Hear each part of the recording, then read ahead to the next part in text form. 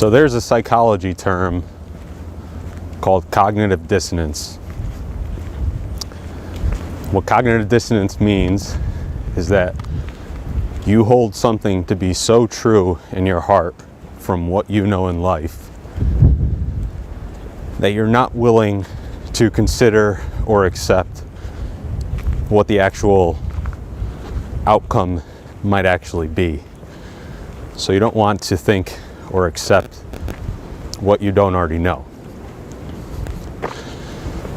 This talk today is going to be primarily for the upcoming retirees or people that are old enough where they may think they're going to retire in the next couple of years.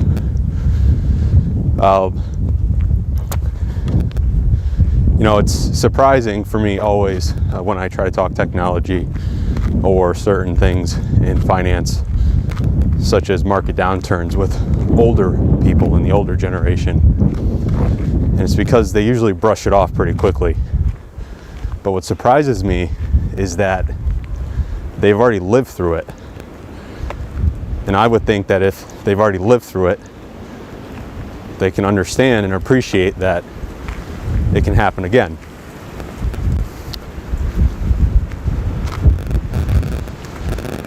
In 2007, 2008 was not too far ago. Wasn't too long ago. I remember I was in my undergrad at that time. I was a little young. I personally don't remember much about that time period, but my parents do. As do most everyone under the age of 27 or over 27. Well, back in 2007, you guys had lived through the housing crisis.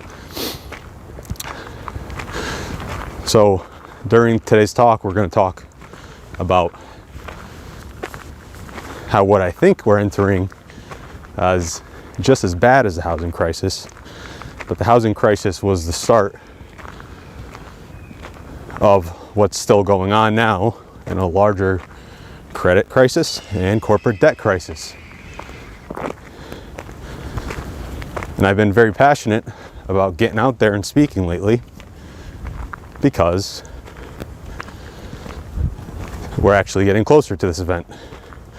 I've been following this for 2.5 years now. I've been talking a lot. Some people that know me close know me. I'm passionate on the economy and where we stand. And it wasn't until the coronavirus that things started speeding up very quickly. And significantly, there was a couple events that happened this past week that are just setting off more signals. So I found the courage to get in front of a camera and actually talk about it. I'm also not the person that really gets in front of a camera. For those that know me, I deleted my Facebook page and all social media about a year ago because I got tired of, at a minimum, the tech companies monetizing my data and not paying me for it. So for me to get back on here and actually record myself, it actually means something. So listen in. All right, so how do we get here? Where are we now? Well, all you retirees, you remember the housing crisis. That was just the start. Over the last 10 years, 10 plus years, interest rates have been at zero or near zero. Businesses and banks have been able to borrow money at almost no cost. And what that's done over the last 10 years, 10 plus years, has beefed up the credit and debt issue even more. But it's also completely broken the system. What happened in 2007, it was supposed to collapse then and fail. And the central banks and the Fed have continued experimenting, and the truth is that the system hasn't worked. That free printing over the last 10 years has also made the wealth gap just as bad as it is now. Ray Dalio at Bridgewater had a really good chart that they released where they show wealth inequality in the country on a chart. And right now the wealth gap is just as bad as it was in the 1920s. It's also where we see populism in politics right now. So that's correlated. So we have a big debt issue. We know the wealth gap is extremely bad. There's also a corporate debt issue. We have the largest amount of corporate debt in the world than we've had. And a lot of that debt was corporations and CEOs buying back their shares to boost their share price, which, by the way, is illegal. That's manipulating your stock price. But it wasn't until deregulation a few years back that that was allowed again. So you have these CEOs over the last couple of years that have been taking out debt at 0% interest rate, free money, buying back shares on the market. And I know this because one of the companies I worked for was doing it, and they weren't the only one. It's been a lot of companies. But they're buying back shares off the open market, which manipulates the stock price by making it higher because you're removing shares from all the existing ones, so each one is worth no more now. So of course the stockholder sees it. You guys see it as workers in your 401ks that the stock price is going up, and you think it's a great thing. You think that the business is actually earning money, when in fact most corporations and most businesses on the public market over the last couple of years have been unprofitable. But because they can manipulate their share price, it makes it look like they're doing well. Now, another comment on that. These executives that have been purchasing these shares have also been issuing themselves more shares. So what they're doing is they issue themselves more shares, then they buy it off the market, share price goes up, and then they're able to sell at a higher price. Another indicator over the last couple weeks that some weird things have been going on is that we've had the most CEOs that have left their roles historically by a large margin. Now I know I'm not too smart of a guy. Maybe I am. But I also know that these individuals know a lot more than I do. And I don't think it's ironic that the CEO of Disney and a lot of these executives took off now, after they've been milking the system for 10 years. So we have a corporate debt issue. We have a wealth gap issue. And now here comes coronavirus. So the only reason, before I get into the coronavirus too, the only reason why the stock market's been high over the last several years is because central banks started printing more money again since September. You had Trump's tax reform before that, which boosted. And then you had printing of the money. Money goes into the banks. Banks lend to the businesses. Businesses buy their shares back. Share buybacks boost share prices.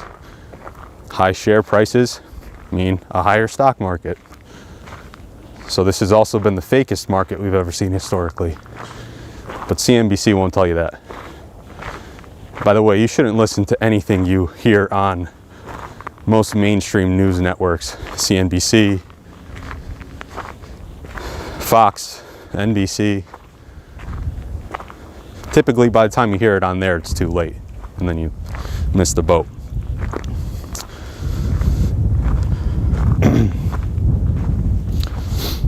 So, we have all these indicators that are going on. And then here comes coronavirus. Now, we do know that the death rate isn't very high in the coronavirus, but we also know that it has a high infection rate. That's the difference when you hear about death toll than the standard influenza, is that the normal annual flu doesn't infect half the world's population. This was the Black Swan event. This was the event that no one could have prepared for. And this also seems to be the event that's going to totally topple the economy. And the reason that is because governments are going to have to shut down borders. They're going to have to close down cities. We've already heard here in my local area that be prepared to stay home from school, be prepared for the schools to be shut down. We already know that businesses have been telling employees to stop coming to work remotely. But the fact is that the economy has stopped because of this. China has totally shut down. We know this has already happened in Italy, in Japan, in China. We're seeing draconian measures for the first time ever in martial law. And governments are going to need to do this. The economy will take a hit because of it. But because we have the other issues that I talked about before with the credit crisis, businesses have already been unprofitable. Now they're going to be more unprofitable. And you have the potential to see job losses again. We have the potential to start seeing exactly what happened in 07 plus some again. You know, last week was the worst week in the stock market since 2008, I believe. That's sign one. We haven't even heard the actual numbers yet in the United States of coronavirus. That's going to be an indicator too. Employees are going to be staying home from work. Companies are going to be less profitable. They're going to have to lay people off. We're also seeing a corporate debt issue.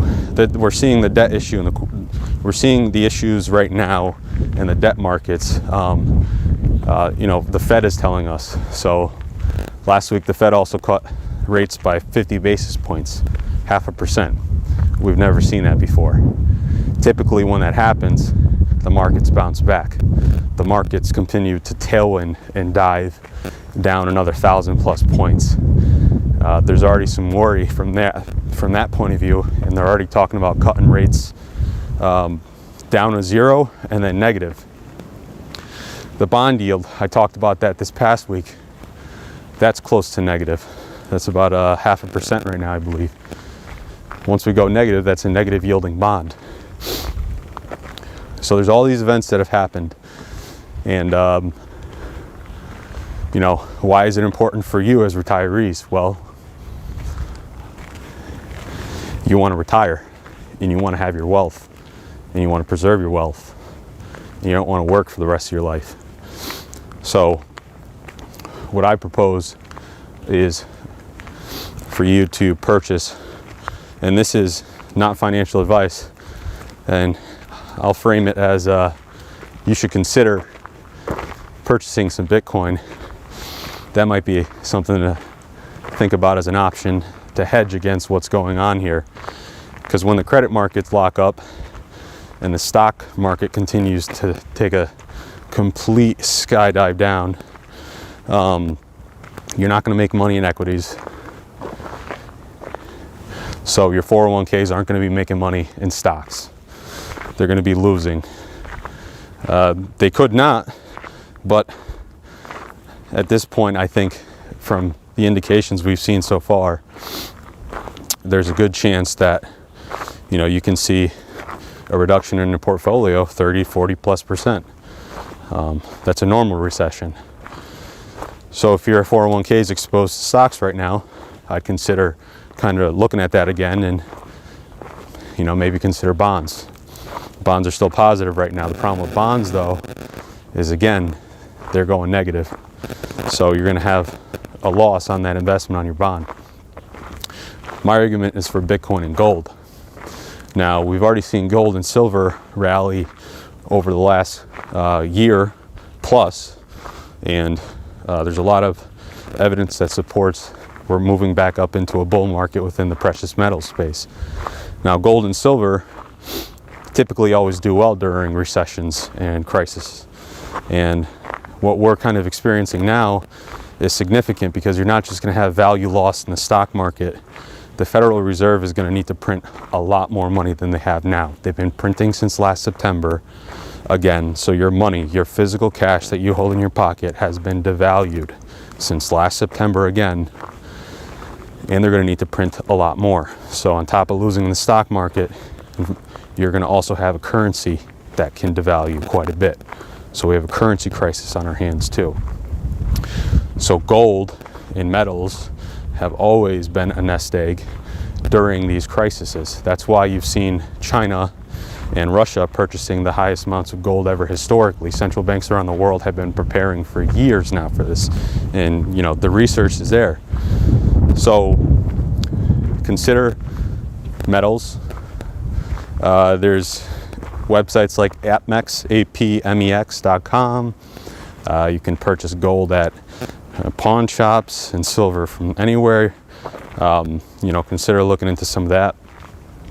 Bitcoin is important to me. That's why I'm running this channel, Adoption, helping people adopt Bitcoin to help save themselves and also move into a digital age with currencies, because I really do believe that the system itself is old. We know that it's outdated. No one likes going to their bank.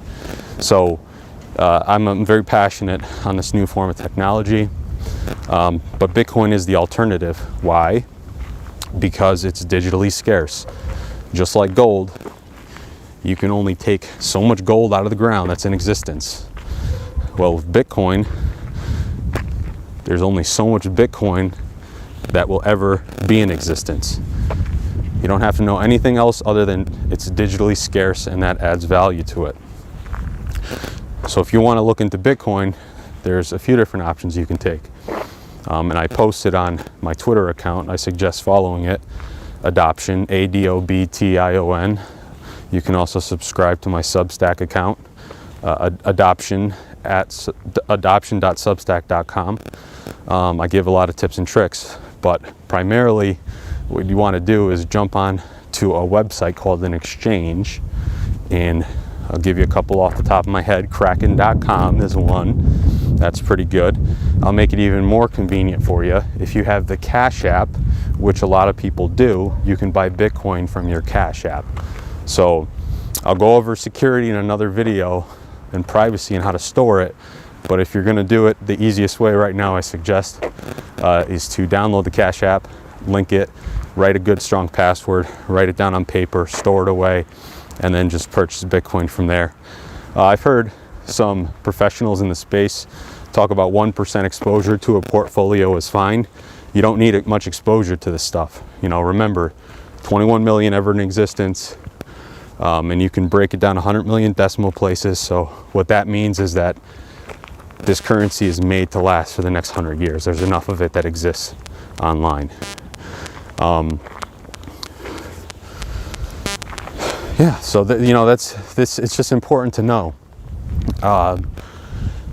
I just remember being in school, and back then it was all about, during university, it was all about learning about what happened during the 2007 crash, and knowing what happened within the banking system, and you know, learning about it then, and then being a young person now and seeing this happen again, it's frustrating.